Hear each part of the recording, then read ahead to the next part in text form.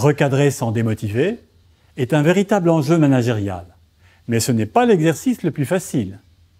Pour le réussir, je te propose d'utiliser la méthode DESC. D-E-S-C. Le D vaut pour décrire les faits. Commence en étant très factuel et précis, sans interprétation ni jugement. Tu pourras dire par exemple « Je constate que tu étais en retard lundi de 15 minutes, mercredi de 7 minutes, vendredi encore de 8 minutes. Nous en avons parlé plusieurs fois, mis en œuvre des plans d'action et je constate qu'ils ne sont pas appliqués. » Le E vaut pour exprimer ses émotions et effets. Tu dois faire prendre conscience à tes collaborateurs des effets sur toi et des conséquences diverses et variées de son action. Par exemple, je suis très déçu car on en a parlé plusieurs fois et je ne me sens ni écouté ni respecté. Par ailleurs, tes retards ont des conséquences sur tes collègues qui doivent faire le travail à ta place, sur l'ambiance de l'équipe car il y a une inéquité entre les traitements, sur l'image de notre équipe et enfin sur les sociétaires qui ne t'ont pas au téléphone. Le S pour solution.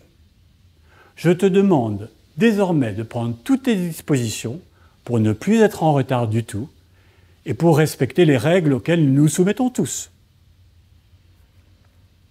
Le C pour conclure. Positivement.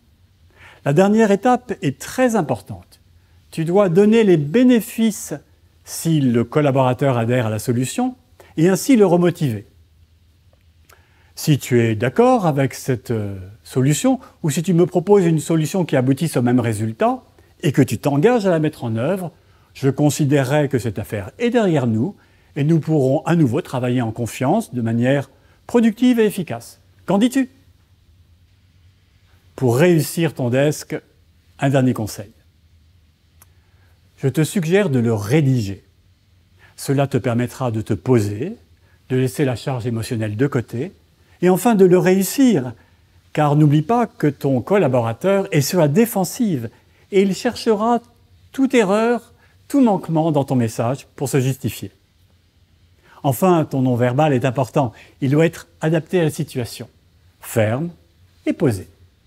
À toi de jouer maintenant.